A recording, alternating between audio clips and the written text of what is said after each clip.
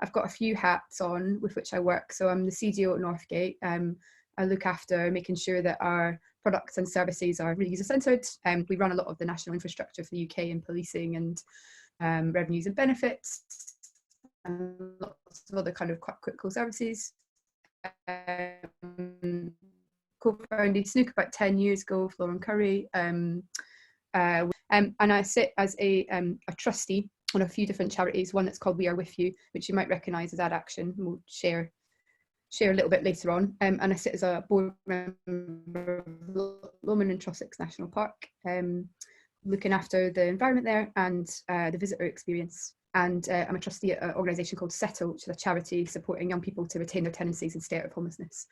So a lot of my work kind of cuts across lots of different sectors and kind of gets turned into a nice big amorphous thing. Yeah, so basically, like Snook, in a nutshell, if you haven't heard of us before, we've been around for about 10 years. We're in London and Glasgow. We work across the UK. We design services majoritively, but also kind of products. And we're really trying to create a world where people can thrive, but the planet can thrive with that too. So kind of trying to create that balance. And really just make the world a bit more human and work for people. And I've been always an angry person about things that don't work. So that's really been my drive in running Snook as a studio. And this is some of my wonderful team. We're quite a mix, quite an eclectic bunch of researchers, designers, strategists, ability specialists, and more. So we've got a kind of really wonderful blended team. But don't really want to talk to you too much about Snook today, but just about some of the work we're doing. And talk about this quite niche topic actually, which is taking a pattern-based approach to designing digital services. So if you'll indulge my design history background for 1 second in product design. If you haven't heard of Wedgwood, this is what some of his famous wares look like, sort of quite neoclassical vases and things like this. And Wedgwood, Josiah Wedgwood really flourished at the time in the late 1800s when neoclassical architecture was a big thing.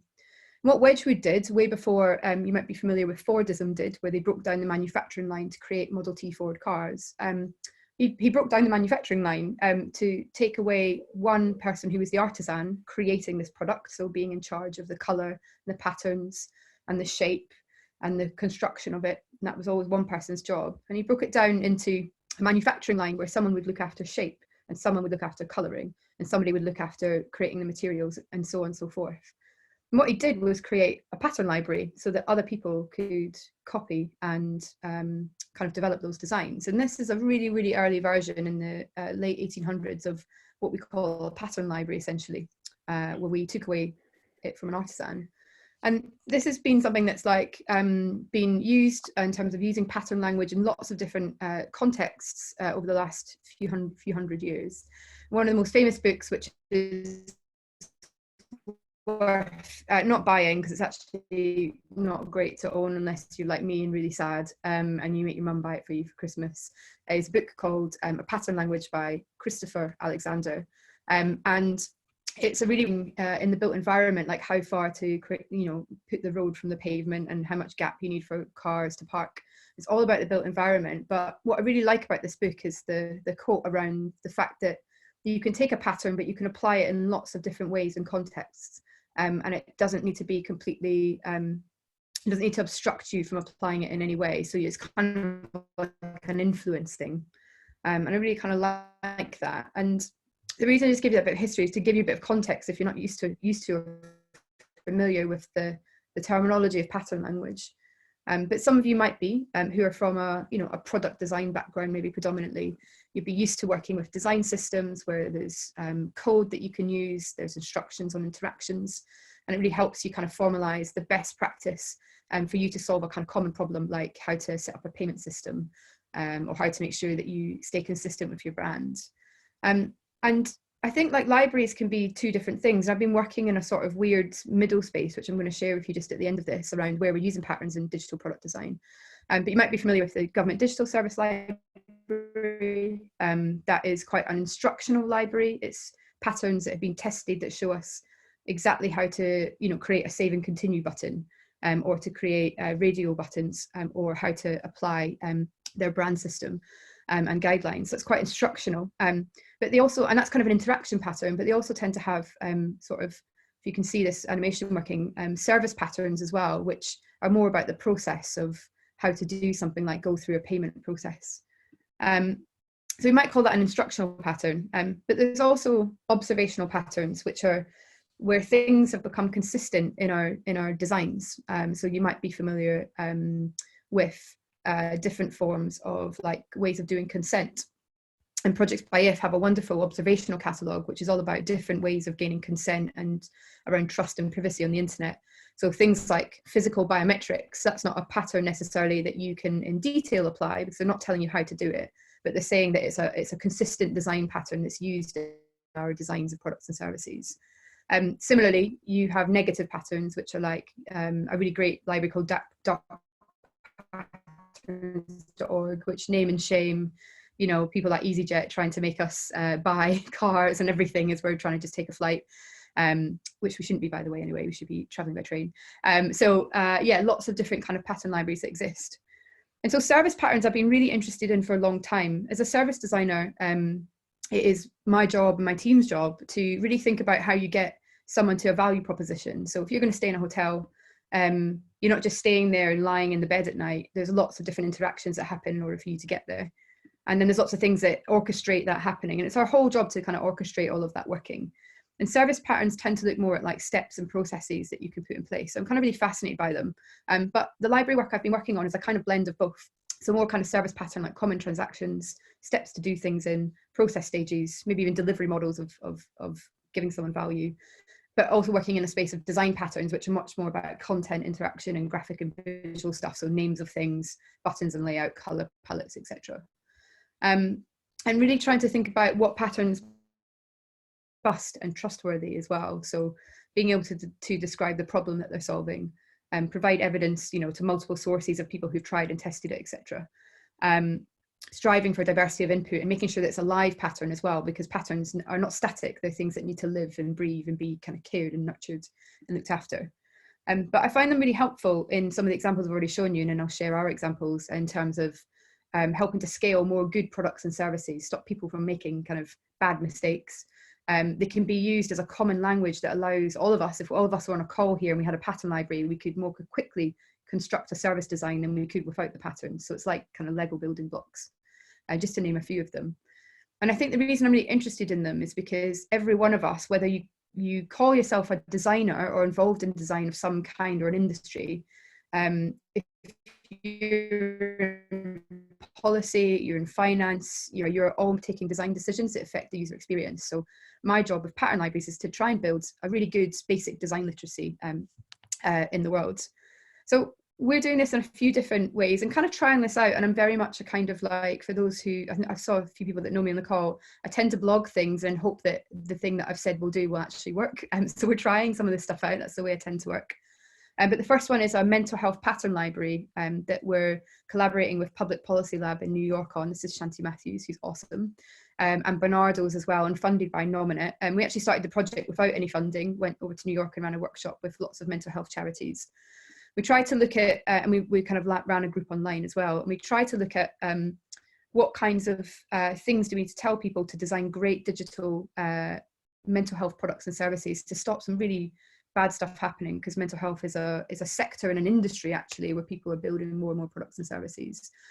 So when we're building these kinds of libraries, we're thinking about pattern language. And for the mental health pattern library, we're looking at what we call service responsibilities. And if you imagine it as a bit of a kind of like checklist of things you should do when you're building any product or service, it's kind of like that. And then the patterns are more the kind of detail of how you actually implement that. So to give you an example of some of the patterns that we've developed for this, a service responsibility area in our pattern library is build stability, found from research and user research, that people who are using certain forms of therapeutic products and services in the mental health space can tend to build quite a heavy reliance on those. So if anything changes in that design, and we, those of you who work in a product space, we're constantly kind of committing new versions, etc., and changing features and style guides, etc. It can actually cause quite a lot of concern. So that's kind of a service responsibility area that we developed. And we have here the kind of sources that you can sort of read a bit more about that on the library. But we then have to allow you to kind of implement thinking about that. And again, the patterns are not at an interaction level at this stage of our library. They're much more kind of service patterns.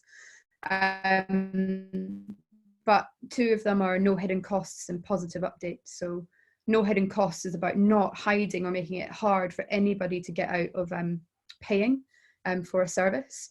And we found quite a few examples of, I won't name any names, but some quite big mental health CBT products that actually have cost people quite a lot of money and caused quite a lot of distress. Another one is positive updates. So if you work in a more of a development team, you might not think twice. You might do if you're very good at your job, but you might not think twice about what the user might experience because of your updates and your versioning that you're putting out there. So we said, think about when you're designing it, think about your roadmap so that you're giving users really positive updates and a really clear set of things that might change. And to give you an example of somebody that we learned from, who I'll remain all nameless because this was all kind of confidential research, but they develop, and they have actually on the NHS library quite a significant app, and they were going to delete a lot of the content that users had made by moving version. And that's quite stressing actually for people that are using that content as therapy. And then we provide people with a bit of research around it, and we also give them examples, so more observational library of where this is happening. So this is saying you can look at other places that are doing this. And we have the library online. I'll share the links at the end. And you can go have a look at that. It's just an MVP, but we're in the process now of working with Bernardo's, focusing particularly on young people and mental health. And then just really briefly, last couple of minutes, the second kind of shot that we're doing this is with an organisation called The Catalyst, which is on a mission to teach and build the capability of the UK's charitable and voluntary sector in digital skills. And working with FutureGov on that, which is another great service design organisation, and ourselves. And we're running this thing that's called Service Recipes for Charities. And we've actually taken away the word pattern because it's quite difficult for some people to understand who are not from a kind of design background. So we're calling it Service Recipes. And the reason is that digital skills are a real challenge in the UK. So, you know, more than half charities, 52% don't have a digital strategy. 58% say that charities have fair to low skills in digital leadership. So building digital products and services in the charitable sector has been quite difficult due to that kind of lack of skill. So it came about by a few different kind of amorphous avenues and being pulled together by the Catalyst. So on the Snook side, we ran a few sessions that actually just talked about patterns and kind of common problems that people were facing. We mapped them on an open Google spreadsheet, which we've now moved to Airtable, but on the kind of left-hand side here, we looked at kind of common transactions that people are trying to replace. And all of this span out very rapidly from COVID-19 because charities were rushing to make sure that they could help their beneficiaries online. For charities that I support, like With You, we've got to do things like making sure people can get clean needles to take heroin safely, so that, you know, but we've got to try and figure out how to do that without being able to be with people in person. So we looked at these kind of common transactions on the left-hand side, things like supporting somebody in a crisis, being able to run a trustee board meeting, confirming someone's identity if they're volunteering. And on the other side, FutureGov have been doing some really interesting work in Essex around service patterns for local authorities. And they were looking at common transactions in services, and they tend to be verbs. So things like pay for something, buy something, request something, get something, and building a taxonomy for common service transactions. So we clubbed together and basically have created this, which you can go online and have a look at now, which is hopefully a helpful set of recipes for any charity or volunteer group. I mean, it could be anyone, to be honest, but it's focused on charities who want to learn from others and kind of copy their work, essentially. So we've been interviewing and doing quite a lot of in-depth user research with charities who have successfully made that leap into digital, and trying to kind of put our pattern taxonomy onto their work and make it easy to navigate for other charities. And we're looking at things like the software that they've used and other alternative softwares people can use, the steps they've done to actually implement that as a digital product, because it's not just design, there's a lot of implementation that goes with it, any guidance that they have for how to use it. We've provided points of contact so people can get in contact with others about it. And it's some of them are quite big, like using web chat to support clients that we're doing in With You. So we're supporting a lot of people in recovery from drug and alcohol addiction using chat at the moment. But also like how to collect consent by text message. So this is applicable to lots of people, but this is Settle's example. And we've outlined the risks as well. And something that I think is really acute in actually looking at digital patterns is how, when you move things online, what do you miss when you have an offline interaction with people, like just touching somebody on a shoulder to make, you know, to create that kind of human contact, or giving someone a hug when you're in a session with them, or smiling at them, you know, without being, you know, having to do it through a crackly video screen. So we've been doing that, and this is a little show off slide, sorry, but this is just to show that it kind of works. Sophia's the CEO of a charity that helps young mothers and children called Little Village, and she's already using them. We know people are using the recipe, so that's what we wanted. That's the whole point. There's no point if nobody can use the patterns. So I guess I'll just stop there, but kind of last kind of thought really for me is that if most design is stealing most of the time, right? And applying that inspiration that you get into the context you're designing for. So I think that's where patterns are actually really helpful when they're open sourced. And it's not to say that there's no new ideas out there, but there's already lots of great solutions that people can copy and apply into new domains. So yeah, really quick snapshot of what we've been doing in 50 minutes. Happy to take questions, but yeah, user experience is everyone's business. So let's try and use patterns to make it all great. Fantastic, thank you. So if you have questions for Sarah, please do type them into the chat box. I'll just start off with one for you. So patterns, where do you get resistance from this? Because people like to think that they're unique, and organizations probably like to think that they're unique too, and that their problems are unique to the world. How do you overcome that resistance? Yeah, it's a great question. I mean, I think before you even get to kind of answering that question, the first resistance is even recognizing that patterns are a thing that people can use. So I've chosen a lot of the time not to use the word. I'm using pattern today because of the context of the situation, but often we tend to talk first about best practice guidance or best practice toolkits that will help people understand that it's something that they can learn from. So that's kind of my way of navigating in. I think there's a lot of resistance. I mean, as a CDO, I think in development circles, a lot of people tend to want to just kind of build the thing they want from scratch a lot of the time. So I find in development actually it can be quite difficult because design is not always appreciated or understood actually. So hopefully that answers a bit of your question, but it's actually just getting through the door of even recognizing that patterns are useful. Great. Okay, well, we're seeing some questions coming in here, and my colleague Meg, she's going to help out in a second with that. I will just carry on with one for the moment from Praveen Bandaru. So he wants to know, what according to you is the difference between a pattern library and a design system? Well, I guess we'd be really ambiguous about terms. I think my answer to that would be there can be lots of differences and no differences all at the same time. And I think what you need to think about, it's the same when you're using any platform or tool for a job, is what is it there to do? So a design system can be can include lots of different service patterns and lots of great evidence and insights, as much as I'm calling it a pattern library. So I actually don't necessarily think there's a difference. It's about considering who's going to use it for what purpose and what's the job it needs to do. So I'm annoying at answering these types of questions because I'm very much like I'm not very kind of biblical about methodologies. I'm very much like, what's the thing it needs to do and what does it need to include? So whether you call it pattern library, a design system, a recipe book, call it what you like, but just figure out what information you need for who and in what format to make it useful is what's important. So sorry if I don't answer your question, but that's my kind of rough answer. Alex Owen Hill asks another good question. So how do you go about extracting a pattern from existing products and services? Yeah, and what you want to know, what advice would you give for people wanting to look at the patterns they already use? So what's the process of abstraction?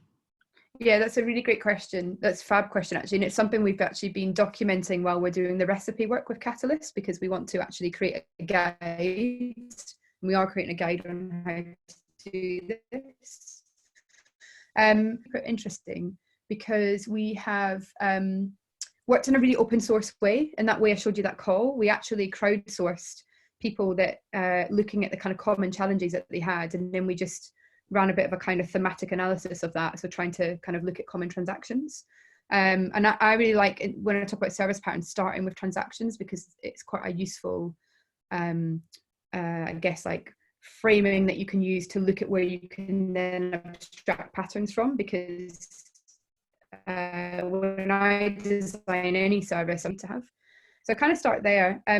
We then look for, and we've worked with quite a lot of different experts who are digital experts in the charity space as part of a wider team from Future Governance, Snook and Catalyst, to share. They've just got they have massive networks of people that they know are doing really good work and have had really good outcomes. So we've been interviewing all of those people in quite a lot of detail, and we will go to one organisation, but we'll interview a number of people around the service, because they'll all have different perspectives on how those patterns are actually used. So, you know, for the web chat one, we did talk to the CEO, Laura Bunt. We talked to some of the exec team, but then we talked to Steph, who actually runs the web chat. So just trying to abstract that stuff. And then we've looked for where there's, again, similar patterns and themes that we're seeing across other bits of work. So just trying to join that. And we're using, just as a really practical point, we're using Airtable as a way, because it's quite a smart spreadsheet to kind of link up some of that stuff. And then, yeah, the little on the recipe stuff, we've kind of got a bit of we call it a recipe guide, which is actually looking for what kind of instructions you need to ask for. And that's that little hand side that asks certain questions. And I particularly was interested in also risks in terms of using that pattern as well. And the last thing is evidence. What evidence have you got that this works? So we look at both quantitative and qualitative data that might show us that they've tried and tested that. And if it isn't tested, we'll say it isn't. So there's a number of things, but we should hopefully be releasing a blog post soon about the process to doing it that you can read. So if you keep an eye on Snook's Twitter, we should have it up. Fantastic. We'll share that with everyone. Meg, is there anything you would like to add in? You actually selfishly covered off my question, Sarah, and that I was going to ask you about the qualitative and quantitative insights you're kind of using to inform the patterns. So I'll skip over that and ask one of the other questions that's come into the chat here.